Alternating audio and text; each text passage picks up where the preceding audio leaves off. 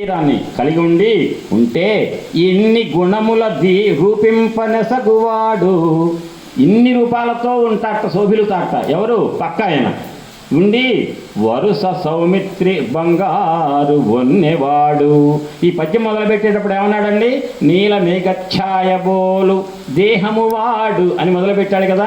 అంటే నీలమేఘ కాంతిలో ఉండేవాడేమో రాముడైతే, లక్ష్మణుడు బంగారు వన్నెలో ఉంటాడు, ఎరుపు రంగులో. ఆ ఒక్కటే రంగు తేడా తప్ప ఒడ్డు పొడవు అందం మొత్తం కూడా రాముడు లక్ష్మణుడు ఒక్క రంగు తేడా అని చెప్పి మూలమాంబ చిన్న వాక్యం పెట్టి తేల్చేసింది.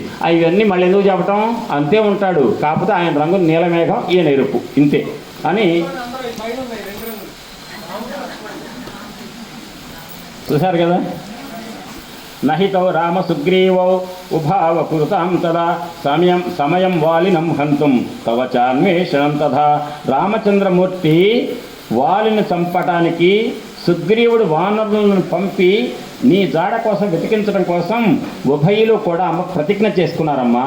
మీకు మొదట్లో చెప్పా, గుర్తుందా? విశ్వముఖ పర్వతం మీద సుగ్రీవుడికి రామచంద్రమూర్తికి జమ్మి కట్టెలు తగలపెట్టి ఆ అగ్ని సాక్షిగా వాళ్ళ మధ్య మైత్రి జరిగింది, స్నేహం. ఆ స్నేహంలో ఏం కనపడింది అంటే, ఆ స్నేహంలో ఒకటే నిర్ణయించుకున్నారు. సుగ్రీవ మహారాజుకు వాలిని చంపి వాలి దగ్గర ఉన్న సుగ్రీవుడి భార్యని సుగ్రీవుడికి అప్పచెప్పాలి. ఆ తర్వాత రాజ్యం వస్తుంది. రాజ్యం వచ్చాక వానర సైన్యం మొత్తాన్ని కూడా సుగ్రీవుడు సీతాన్వేషణ కోసం పంపిస్తా అన్నాడు అని ఒప్పందం జరిగిందమ్మా. ఈ అడిగింది ఈ తల్లి. ఆయనకి ఎట్ట పరిచయం ఏర్పడింది సుగ్రీవుడికి? వానరుడు ఆయనేమో కోతి వానరుడు, రాముడేమో మానవుడు. ఇద్దరి మధ్య ఎట్ట ఏర్పడింది? నువ్వు వానరుడు ఆంజనేయ, నీకు రాముడితో ఎట్ట ఏర్పడింది పరిచయం? ఇవన్నీ చెప్పన్నది కదా అమ్మా. ఆనాడు సుగ్రీవ మహారాజుకు ధర్మం పక్షాన ఉన్నందుకు, వాలి అధర్మం పాలైనందుకు రామచంద్రమూర్తి ఆగ్రహించి వాలిని చంపి సుగ్రీవుడికి రాజ్యాన్ని అప్పచెప్పాడు. అప్పచెప్తే అప్పుడు ఒప్పందం జరిగిందమ్మా, నిన్ను వెతకటానికి వానర సైన్యాన్ని పంపిస్తాను అని. ఆ ఒప్పందం ప్రకారం పంపిస్తే దక్షిణ దిక్కునొచ్చినటువంటి వానరులలో నేను ఒక్కడినమ్మా. నేను 800 మైళ్ళు 100 యోజనాల సముద్రాన్ని దాటి నేను వచ్చాను అని చెప్పి హనుమంతుడు చెప్పాడు. ఆ తర్వాత తతో నిహత్య తరస రామో వాలి నమాహవే సర్వరక్ష హరి సంఘానం సుగ్రీవం మకరోత్పత్తిం. రామచంద్రమూర్తి తన పరాక్రమముతో వాలిని రణరంగంలో చంపి ఆ తర్వాత భల్లూక వానర సమూహానికి సుగ్రీవుని మహారాజుని చేశాడమ్మా. దేవి, ఈ విధంగా రామ సుగ్రీవుల మైత్రి ఏర్పడింది. నా పేరు హనుమంతుడమ్మా. హనుమంతం చ మాం విద్ధి తయోద్భూతమిహ ఆగతం రామ సుగ్రీవయోరైక్యం దేవ్యేవం సమజాయత అని చెప్పి కుశలీ తవ కాకుత్సహ సర్వశస్త్రభృతాంబర సుగ్రీవ సచివం దేవి బుద్ధ్యస్వ పవన ఆత్మయం. అమ్మా, నేను వాయుపుత్రుడును, ఆంజనేయుని, సుగ్రీవుడి యొక్క మంత్రిని. నన్ను నమ్మమ్మా, అనుమానించకు. రావణాసురుడుగా ఉన్న నేను వాలిగా ఆంజనేయుడిగా వచ్చాను, వానరుడిగా అనుమానిస్తున్నావే. పొరపాటున కూడా అనుమానం పెట్టుకోకమ్మా, నేను రామదూతనమ్మా. సుగ్రీవుడి మంత్రిని, రామదూతను. కాబట్టి ఈనాటికి నేను చెప్తున్న ఒక మాట, క్షేమంగా ఉన్న నీ భక్త రాముడు నీ క్షేమాన్ని అడిగాడు. అంటే రాముడు క్షేమంగా ఉన్నాడమ్మా, రాముడు పంపిస్తే వచ్చానమ్మా కొన్ని గంటల ముందే నీ దగ్గరికి అని. సర్వశుభ లక్షణాలు ఉన్నటువంటి వాడు మహానుభావుడైనటువంటి లక్ష్మణ స్వామి రామచంద్రమూర్తి అన్నయ్య పట్ల అపరిమితమైన గౌరవంతో రాముడికి సేవ చేస్తున్నాడు. తన అన్న క్షేమమే తనకు జీవిత పరమావధి అన్నట్టుగా రాముడికి నిరంతరము అనుజుడుగా ఉంటున్నాడు లక్ష్మణస్వామి. ఆయన కూడా నీకు నమస్కారం చెప్పమన్నాడమ్మా. నిన్ను రక్షించాలి, నిన్ను కాపాడి వెతికి నిన్ను పట్టుకొని రామచంద్రమూర్తికి అప్పచెప్పాలనేటువంటి స్థిర లక్ష్యంతో సుగ్రీవుడు లక్ష్మణుడు కూడా ఉన్నారమ్మా. కాబట్టి నువ్వేమీ కంగారు పడకు. దిశ్యాహం హరిసైన్యానం త్వన్నాశం అనుశోచితం. త్వన్నాశం అంటే నాశనం, అంటే నాశనం కాదు, నువ్వు కనపడకుండా పోయావనేటువంటి దాన్ని నాశము అంటారు సంస్కృతంలో. త్వన్నాశం అనుశోచితం, నువ్వు కనపడలేదనేటువంటి ఒక భయంలో, బాధలో ఉన్నారు రామచంద్రుడు లక్ష్మణస్వామి. కానీ ఇప్పుడు నువ్వు కనపడ్డావు కదా, ఈ మాట వెంటనే చెప్పి నువ్వు దొరికావనే విషయాన్ని వాళ్ళకి చెప్పాలి. చెప్పి నేనేం చేస్తానంటే అపనేష్యామి సంతాపం తవాభిగమ సంశనాత్. నువ్వు దొరికావనే మాట చెప్తే వాళ్ళకి తాపం మొత్తం తొలగిపోతుంది. అంటే రామచంద్రమూర్తి నీ విరహ తాపంతో అసలు అన్నం తింటలేదమ్మా, నీకేం తెలుసు? అటువంటి రాముడికి వాళ్ళ ఆనందాన్ని చేకూర్చాలంటే నువ్వు దొరికావనే మాట తొందరగా చెప్పాలమ్మా. నేను వెళ్ళి ప్రాప్స్యామి ప్రాప్స్యామి అహమిదం దిష్ట్యా స్వదర్శనకృతం యశః క్షిప్రం త్వాం అభిపశ్యతే అంటూ, అదృష్టమమ్మా నిన్ను చూడాలని చెప్పి 4 దిక్కుల వానర సైన్యం అనేక మంది వెళ్ళారు. దక్షిణ దిక్కులో లక్షల మంది వచ్చాం మేము, అందరూ సముద్రం ఒడ్డున్నారు. కానీ నీ అనుగ్రహం వల్ల, నీ ఆశీర్వచనం వల్ల నిన్ను చూసినటువంటి మొదట చూసిన భాగ్యం నాకు దక్కిందమ్మా అంటున్నాడు ఆంజనేయ స్వామి వారు. నాకు దక్కిందమ్మా, అది కీర్తి యశస్సు నేను పొందానమ్మా. ప్రాప్స్యామి అహం ఇదం దిష్ట్యా. దిష్ట్యా అంటే భగవత్ దయ వల్ల, అంటే భగవంతుడి అనుగ్రహం వల్ల, అదృష్టం వల్ల నేను చూశాను, ఆ అదృష్టం నాకు దక్కింది అన్నాడు. మాల్యన్న ఇప్పుడు జాగ్రత్తగా గమనించండి. ఇప్పుడు నేను చెప్పేది 5 నిమిషాలు విని మీరే ఒక్క మాట ఏమని అంటారా చూస్తా, లేకపోతే ముందుకు వెళ్ళిపోతా. మాల్యవన్నామ వైదేహి గిరీనాం ఉత్తమో గిరి తతో గచ్చతి గోకర్ణం పర్వతం కేసరి హరి. అక్కడ మాల్యవంతం అనే పేరుతో ఒక మహాపర్వతం ఉంది. అక్కడ ఒక కేసరి అనేటువంటి ఒక మహానుభావుడు ఉన్నాడు, పెద్ద వానర వీరుడు. ఆయన ఏం చేశాడు అంటే గోకర్ణానికి వెళ్ళాడు. గోకర్ణంలో మహానుభావులైన బ్రాహ్మణులు ఋషులంతా తపస్సు చేసుకుంటుంటే శంబసాధనుడు అనేటువంటి ఒక దుర్మార్గుడు రాక్షసుడు ఆ బ్రాహ్మణులని నిరంతరం ఏడిపిస్తున్నాడు. అప్పుడు ఆ బ్రాహ్మణులు ఋషులంతా కూడా ఏం చేశారంటే, కేసరి నువ్వే కదయా వీర్యవంతుడివి, మహావానరుడివి, నీ చేతిలో రాక్షసులు ఎవరు బ్రతకరు కూడా, నువ్వు కనుక ఒక్కసారి వెళితే మమ్మల్ని కాపాడని చెప్పి కేసరి అనే వానరుడిని ఆ ఋషులంతా బ్రతిమిలాడితే గోకర్ణం దగ్గర ఆ దేవాలయం చుట్టుపక్కల ఉన్న ఋషులందరినీ ఇబ్బంది పెడుతున్నాడు, కాబట్టి మమ్మల్ని కాపాడయ్యా అంటే కేసరి వెళ్ళి ఆ శంబసాధనుడైన రాక్షసుని తునిమాడు, చంపాడు. అప్పుడు ఋషులంతా కూడా కేసరి ఎంత గొప్ప పని చేసి మమ్మల్ని కాపాడేవయ్యా అంటే, అప్పుడు ఆ కేసరి భార్య అయిన అంజనాదేవి యందు వాయుదేవుడు అనుగ్రహం వల్ల ఈ కేసరి యొక్క తేజస్సు వెళ్ళి అంజనాదేవి గర్భంలో చేరితే ఆ తేజస్సు యొక్క ఫలితంగా నేను పుట్టాను, నేను కేసరి పుత్రుణ్ణి, నాకు ఒక గొప్ప ఘనకార్యం చేయటం వల్ల నాకు హనుమ అనే ఒక పేరు వచ్చింది అన్నాడు. నా పేరు హనుమాన్ పెట్టలా, ఏం పెట్టారు, సుందరుడు అని పెట్టారు. కానీ హనుమ అంటున్నారంటే హనుమాన్ చాలీసా అంటున్నారుగా. మాట్లాడితే ఆంజనేయ చాలీసా అన్నారు. ఎవరైనా ఏం చాలీసా అంటారు? హనుమాన్ చాలీసా. హనుమాన్ చాలీసాలో ఎవరి గురించి పొగుడుతున్నారు? అందులో ఆంజనేయుడి గురించి. ఈ గుడి ఎవరిది? మరి ఆయన దగ్గర ఎందుకు చెప్పండి హనుమాన్ చాలీసా. హనుమాన్ చాలీసా ఆంజనేయ స్వామి గుడిలో చేయొచ్చు కదా, మరి శివుడు ఎదురుగెందుకు అనగానే వీళ్ళు తక్కువ వాళ్ళు కాదు అంటే మొదటి రోజు చెప్పారు కదా శివుడే ఆంజనేయుడు అంటారు, అంతేనా? అంతటితో సరిపెట్టుకోవద్దు. ఇప్పుడు చెప్తా వినండి జాగ్రత్తగా. ఇందులో మీలో ఎవ్వరు ఫీల్ అవ్వకండి, నేను అంటున్నాను. తెలుగు బాగా వచ్చిన వాళ్ళు ఎవరున్నారు? అక్షరాలు ఒక్కళ్ళు చేయొద్దండి. తెలుగు బాగా వచ్చిన వాళ్ళు. సరే, ఎవరు రాదు, నాకు రాదు మీకు రాదులేండి, కానీ ఇద్దరికి కలిసి నేర్చుకుందాం. ఏం లేదు, కా అంటే ఎట్లా రాస్తాం? ఎస్ రాసి నెత్తి మీద ఏం పెడతాం? తలకట్ట పెడతాం. ఆ కా అనేది అచ్చా హల్లా? అచ్చా హల్లా?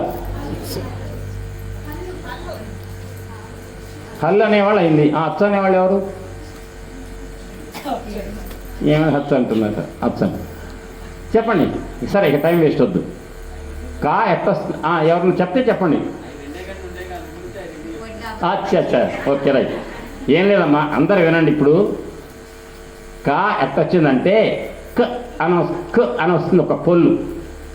దాని నెత్తి మీద దానికి ఆ కలిపితే కా వస్తుంది. అంతేగాని కా అంటే ఎస్ రాసి నెత్తి మీద తలకట్టు కాదు. క అంటే కా అనే టైపులో రాసి పైన నకార పొల్లు రాస్తే క ఇక్ అంటారు. ఆ ఇక్ అనే దానికి ఆ కలిపితే కా. అర్థమైందా? అర్థమైంది కదా?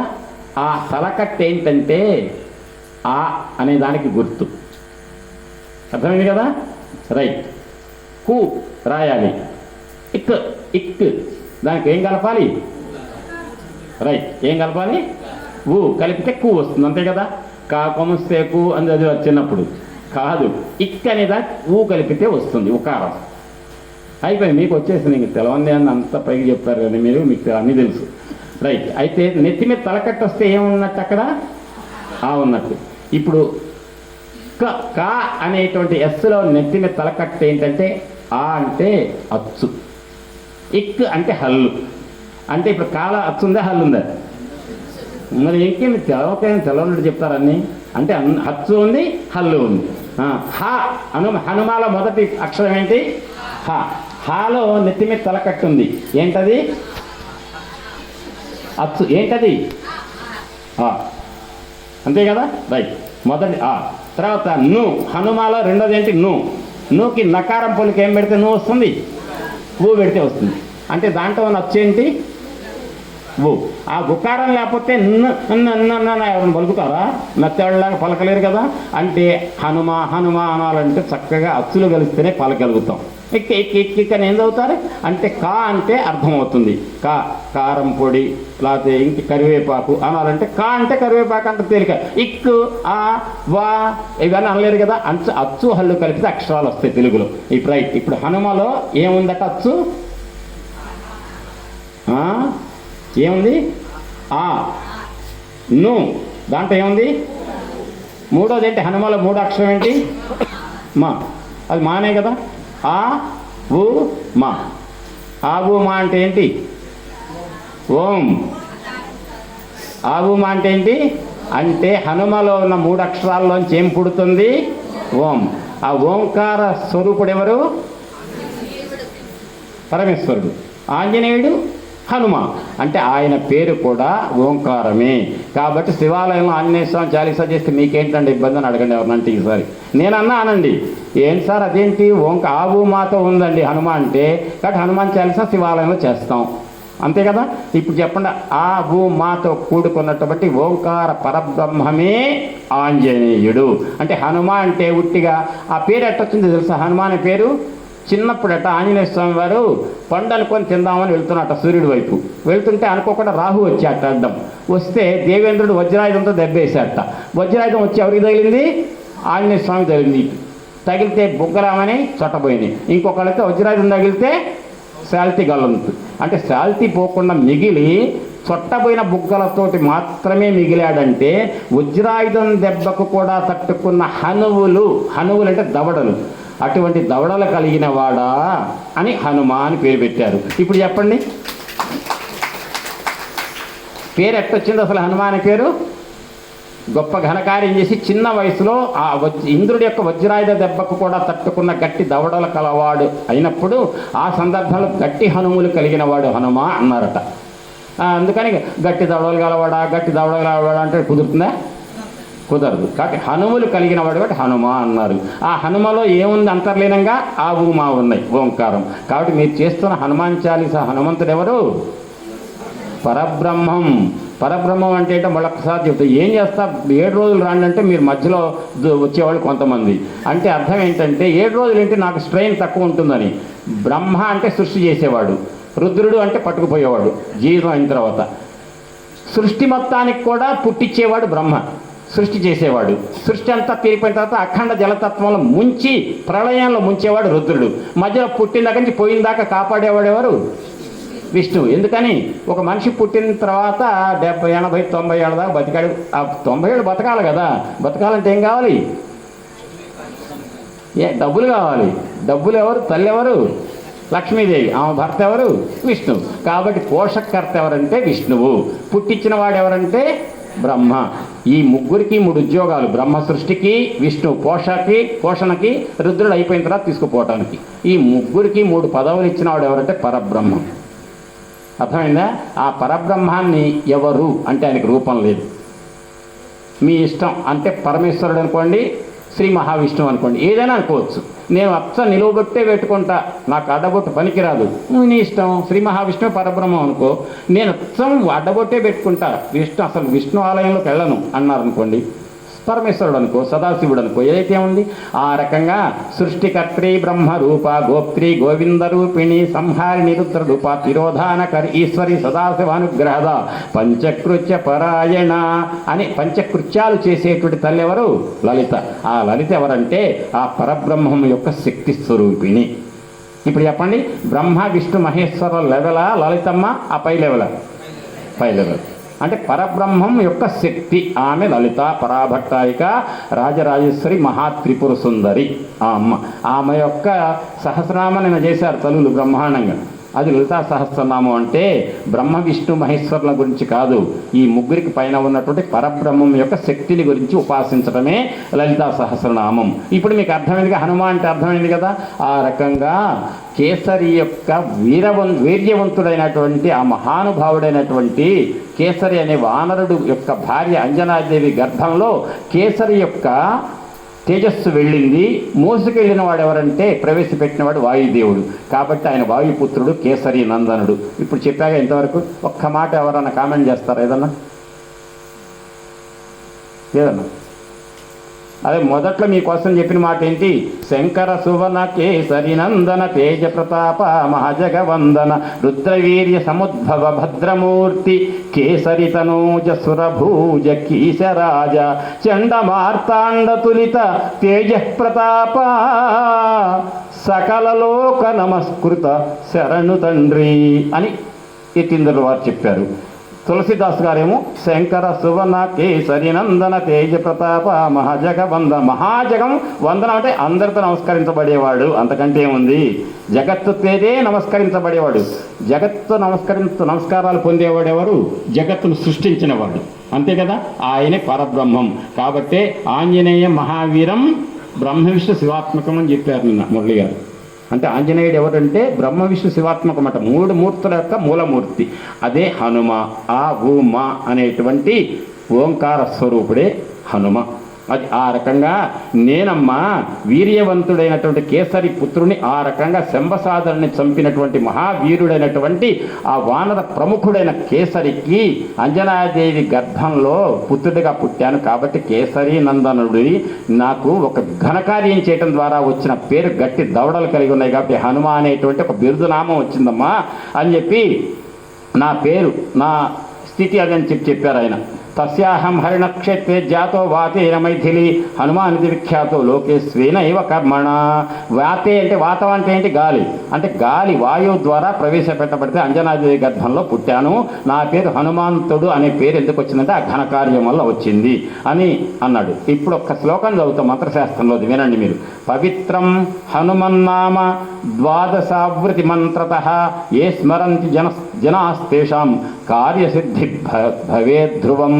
కార్యసిద్ధి జరగాలంటే హనుమంతుడి నామాన్ని ఆవృత్తి ఎన్నిసార్లు చేయాలి?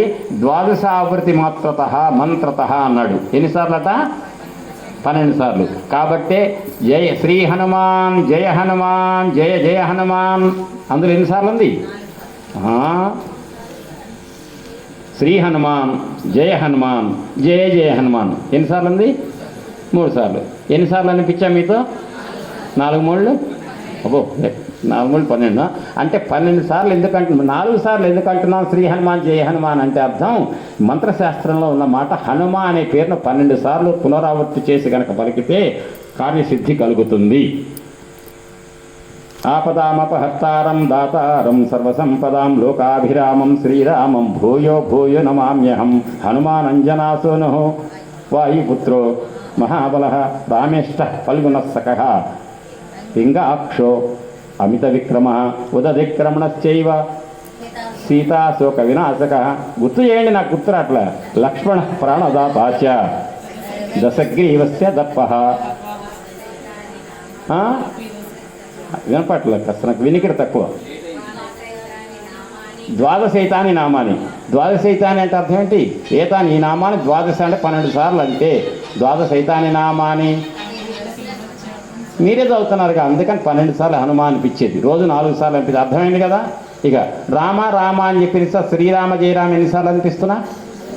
అంటే ఎన్నిసార్లు అంటున్నారు రామ అని? అరే 3 మూళ్ళు ఎంత అధిరాదా? 3 మూడు 9గా 9 సార్లు అనిపిస్తున్నా రామ అని. మీరు అవి కూడా చెప్పించడంగా మాత్రం బాగా. అంటే 3 మూడు 9 ఒప్పుకున్నారుగా. ఎందుకు అంటున్నారంటేనండి 9 సార్లు రామ అని అనిపిస్తున్నా అంటే లోపల శ్రీచక్రం ఉంది చూశారు అమ్మవారి ఎదురుగా. ఆ శ్రీచక్ర అధిష్టాన దేవత ఎవరు? లలిత. లలిత యొక్క శ్రీచక్రంలో ఆవరణలు ఎన్ని ఉంటాయి? 9 ఆవరణలు, 9 ఆవరణలు. ఆ లలిత ఎవరు? రాముడు ఆయనే. శ్రీరామో లలితాంబిక పురాణ వాక్యం. రామచంద్రమూర్తి ఎవరు? లలితయే. లలిత ఎవరు? రామచంద్రమూర్తి. రామచంద్రమూర్తి యొక్క స్త్రీ రూపం లలిత, లలిత యొక్క పురుష రూపం రాముడు. కాబట్టి లలితమ్మ ఎంత అందగాతో రామయ్య అంత అందగాడు, అది గుర్తుపెట్టుకోండి. కాబట్టి 9 సార్లు అంటే 3 సార్లు శ్రీరామ జయరామ. ఇక అయిపోయింది కదా, ఆ విషయం పక్కన పెట్టేద్దాం. ఇక విశ్వాసార్థంతో వైదేహి భర్తృక్సమయా గుణా అచిరాద్ రాఘవో దేవి త్వామితో నైతే అనఘే అంటే అమ్మా నీకు అతి త్వరలోనే రావణాసురుని చంపి నిన్ను పట్టుకెళ్ళటానికి రామచంద్రమూర్తి ఇక్కడికి వస్తాడమ్మా, తప్పకుండా నిన్ను తీసుకుని వెళ్తాడు రావణాసురుని సంహరించి అని చెప్పాడు. చెప్పి ఆ జానకీదేవికి అప్పుడు సీతాదేవి ఏం చేసింది, రామదూతగా నమ్మి ఈయన రావణాసురుడు కాదనే నమ్మకానికి వచ్చేసింది.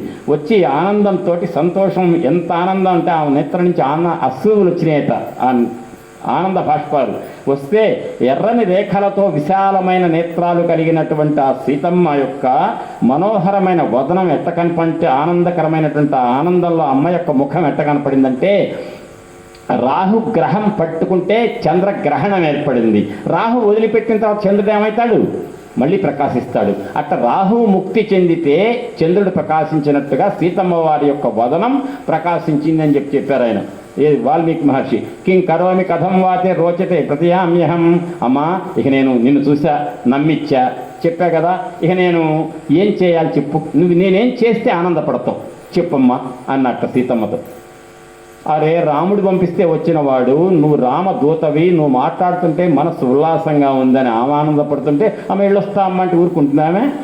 లేదు, వదిలిపెట్ట, అంత తేలిక వదిలిపెట్టదు కొడుకుని.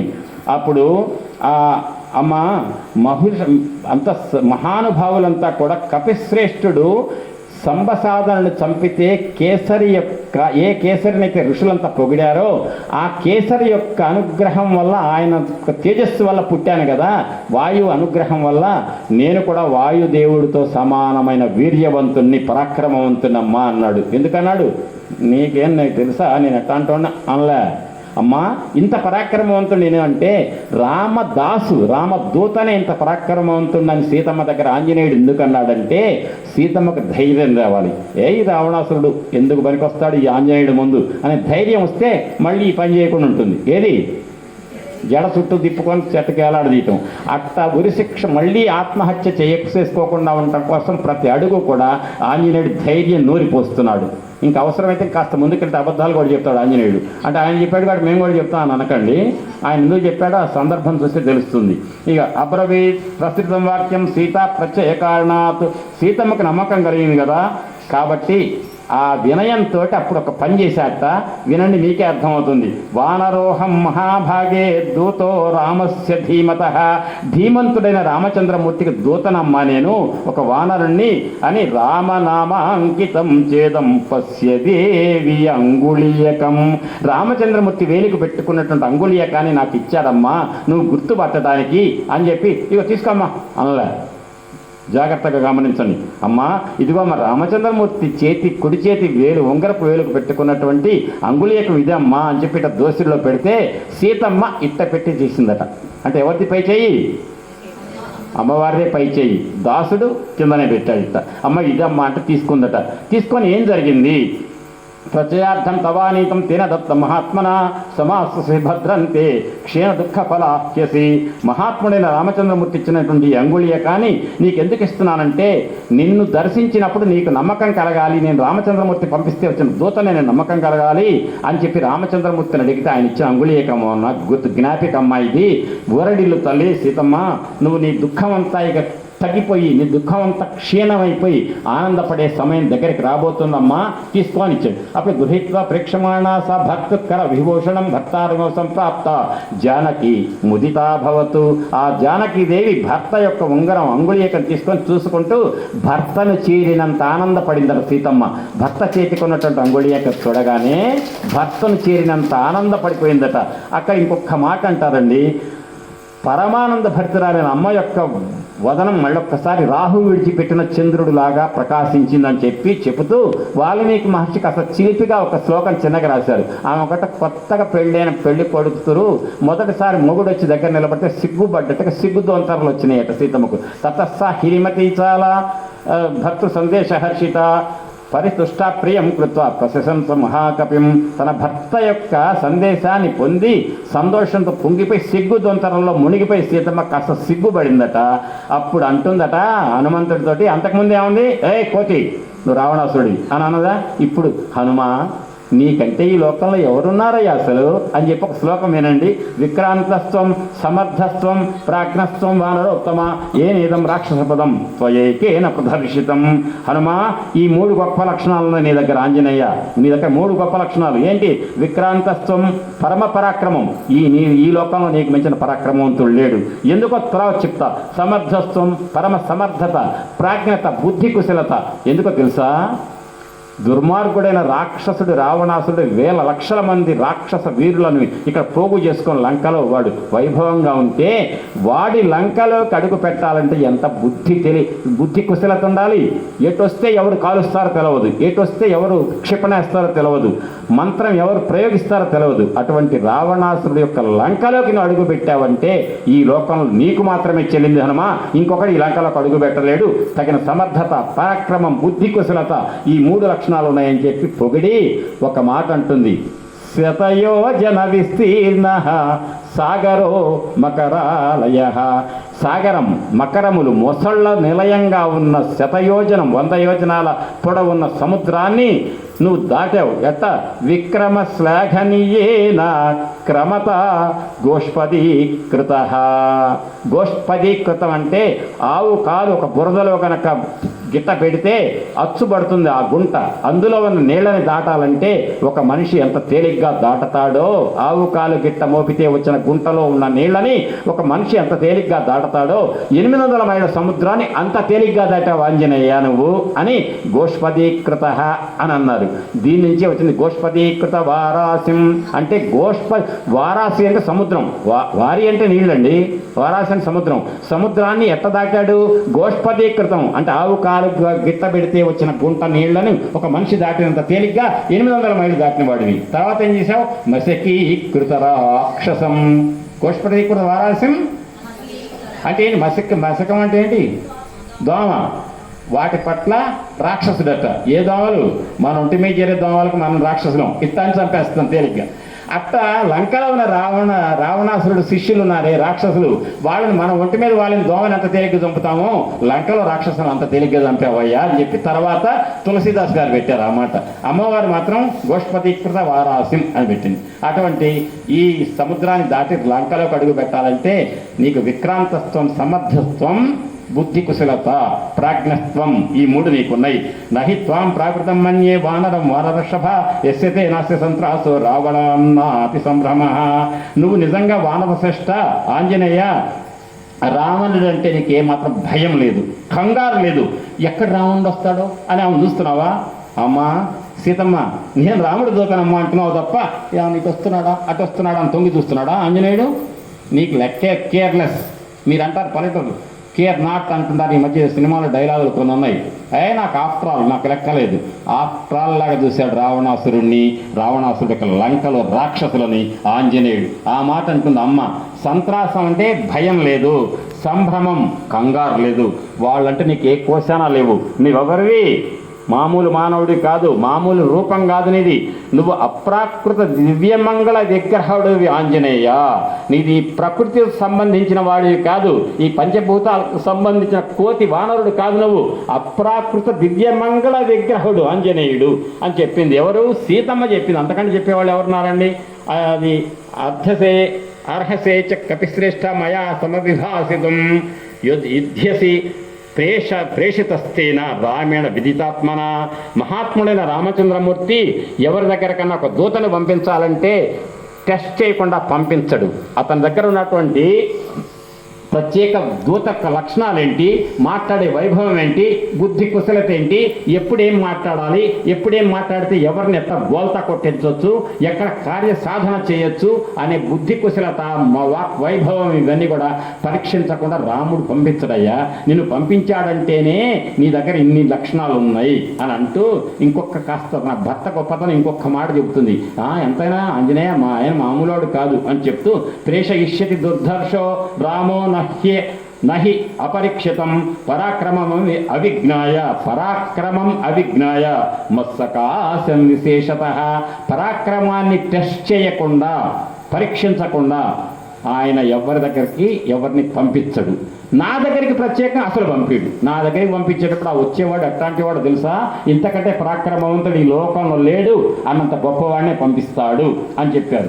చెప్పి దిశ్యాస కుశలీరామో ధర్మాత్మ సత్యసంగ్రహ లక్ష్మణస్య మహాతేజ సుమిత్రానందవర్ధన అన్నారు. అంటే ధర్మాత్ముడు సత్య ప్రతిజ్ఞ కలిగిన వాడైనటువంటి రామచంద్రమూర్తి మహా తేజస్సంపన్నుడు, ఆ సుమిత్రానందనుడు వర్ధనుడు, సుమిత్రకు ఆనందాన్ని చేకూర్చడంలో మహానుభావుడైన లక్ష్మణస్వామి నిరంతరము కూడా ఆ రామచంద్రమూర్తిని లక్ష్మణస్వామి అనుక్షణము కాపాడుతున్నాడమ్మా నీ మరిది నీ భర్త రామచంద్రమూర్తిని అని చెప్పాడు. కుశలి యది కాకుత్సహ కిం న సాగర మేఖలాం మహీం దహతి కోపేన యుగాంతాగ్నివోత్థిత.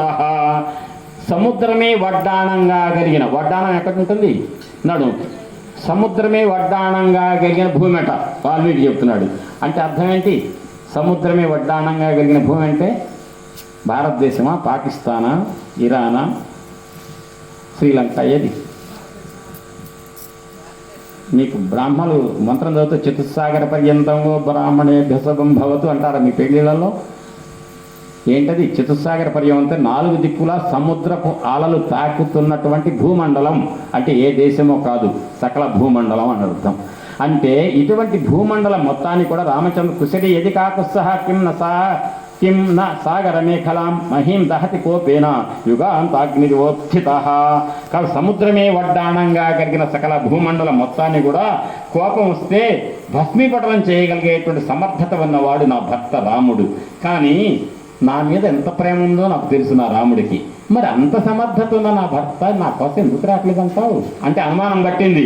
ఆంజనేయుడు అబద్ధం చెప్తున్నాడేమో, కుశలంగా ఉన్న రాముడు కుశలం అడిగాడమ్మా అంటే ఆడదాన్ని కదా భయపడకుండా ఉండటం కోసం ఏదో చిన్న అబద్ధాలు ఆడి నాటకం ఆడుతున్నాడేమో అనుకొని, నిజంగానే రాముడు ఈ 4 దిక్కులు సముద్రం అలలంటుతున్న భూమండలాన్ని భస్మీపట్నం చేయగలిగే సమర్థత ఉన్నవాడు కదా. మరి నేను సీతని, లంకలో ఉన్న ఒక స్త్రీని, ఆయన భార్యని, నన్ను కాపాడటానికి ఎందుకు రావట్లేదంటావు అని చెప్పి డౌట్ వచ్చింది అమ్మకి. అప్పుడు అథవా శక్తిమంతౌతో సురాణాం నిగ్రహే మమ ఇతన దుఃఖానం అస్తి మన్యే విపర్యయ. అంటే అది రామలక్ష్మణుల లోపం అనుకోవట్లే నేను. రామచంద్రమూర్తి చేతకాంతనం వల్ల నన్ను వచ్చి కాపాడలేదని నేను అనుకోను పొరపాటున. ఎందుకంటే రాముడు పరాక్రమం నాకు తెలుసు. కాబట్టి ఆ రామలక్ష్మణులను అడ్డుకోముడే శక్తి దేవతలకు లేదు ఈ లోకంలో అని అథవా శక్తిమంతవుతో సురాణాభమే నిగ్రహే. సురాణాభి అంటే దేవతలకు కూడా నిగ్రహించే శక్తి లేదు. మమయవతు న దుఃఖానం అస్తి మన్యే విపర్యయ.